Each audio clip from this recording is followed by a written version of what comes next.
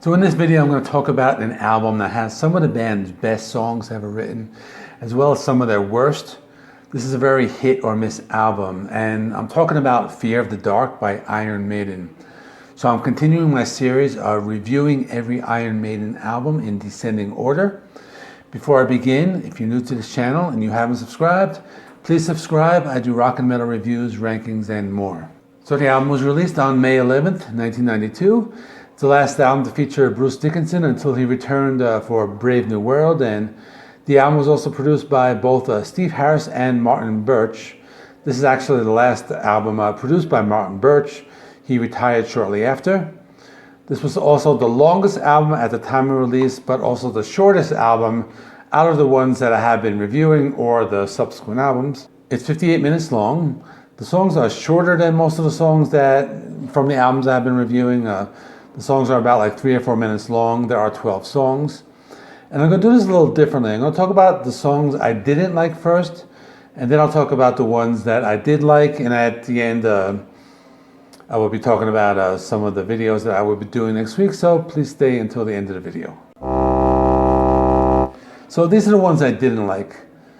So the one I didn't like is the second song, called From Here to Eternity. This is also one of the singles. It's like an AC/DC song, I guess. More specifically, something from like the Fly on the Wall album. It has a different type of sound, different type of lyrical content. It's one of those like few Iron Maiden songs that make like sexual innuendos. I think if the song was from AC/DC, it wouldn't be that bad, but this is not the type of song that I would like to hear on an Iron Maiden album. Another song I didn't like was called Chains of Misery. I feel it goes too much in like a hair metal direction. It doesn't have that classic Iron Maiden sound, especially those like gang vocals in the chorus. The song was written by Bruce Dickinson and Dave Murray, and it sounds like something that would have been on the Tattooed Millionaire album. The only like redeeming element of the song is the guitar solo, which is very good. Another song I didn't like was The Apparition. It doesn't really have much of an Iron Maiden sound. It kind of feels more like, I guess, arena rock to me. There are a few riffs that are pretty good, but I would consider this to be one of the weaker songs on the album. And the one I really didn't like is Weekend Warrior. And I say that I don't like it as an Iron Maiden song. I mean, as a song, it's okay. But it kind of feels like another one of those songs that should have been on like Bruce Dickinson's Tattooed Millionaire album, and actually he didn't even write the song. It was written by Steve Harris and Janick Gers. So the song is about playing football on the weekends, not the type of song you would expect from, this is the same band that wrote like Rhyme of the Ancient Mariner, and now they're talking about football. But I guess if it was like a B-side or bonus track, it would have been better. I just don't like it as an album track. And considering that this precedes like the title track, which is one of their best songs ever, which I will be talking about a little later. So now I'm going to talk about the good songs, and let me just say right now, the good does outweigh the bad on this album. So the opening track is called Be Quick or Be Dead, and this is a real banger. It's a real fast-paced song. Bruce's vocals are more like aggressive than usual. The riffs are very heavy. They're almost like thrashy at times. And this is a very like metal song. Lyrically it's about corruption and greed and politics. So really great album opener. Another song I liked, Afraid to Shoot Strangers. I almost put this in the bad category because the intro is just like very long. So it's a 7-minute song, but the first 3 minutes are really slow. It comes off as a ballad at first. By the time the song does get to the main riff, it's like really worth the wait, because the main riff is like really great, has some really great melodic guitar riffs, and just the rest of the song until the end is like really awesome. And I really like how they have like the middle riff and then that like speeds up, and then have the guitar solo, and then it kind of slows down again, and pretty cool lyrical content. It's about the Gulf War, and it was released during that time.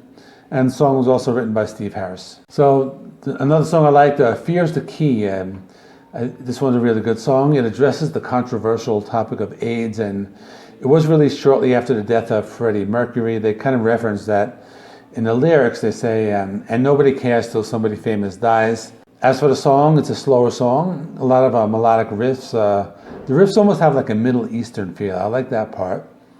The song does have everything an Iron Maiden fan would want from one of their songs. Has galloping riffs, has tempo changes, so it's a very good song. Another song I liked is Childhood End. It addresses the topic of children who suffer when they grow up in the middle of a war zone. It does have that classic Iron Maiden sound, lots of melodic riffs, galloping guitars, so that was another good one. Another song I almost put in the bad category, but I kept it in the good category, and that's Wasting Love, and that's a power ballad. So back in the late 80s and early 90s, many metal bands would release power ballads as singles. It's kind of the only way they would get on the radio or MTV or almost have a chance to make it onto the Billboard like top 10.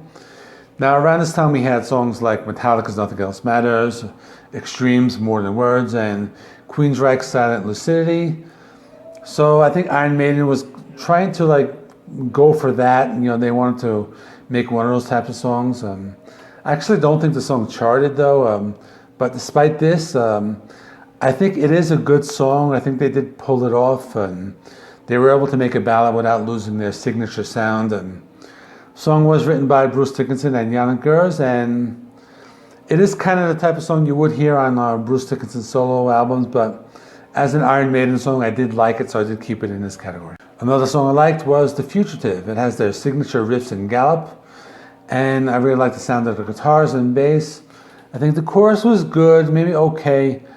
I believe the song is written about the Harrison Ford movie, The Fugitive. I'm not exactly sure. I couldn't find any sources to confirm it, but just reading the lyrics, that's what I gathered. And it does have their classic sound, and this probably would have worked as a single as well. Another song I like, Judas Be My Guide, and this is a really underrated deep cut. This is a real banger.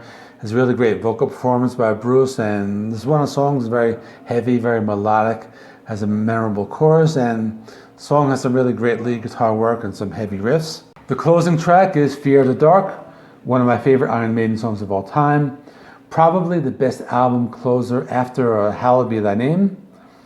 It's one of those songs they have been playing live on, I think, almost every tour, you know, since the album was released. It's a song that gets the entire crowd singing.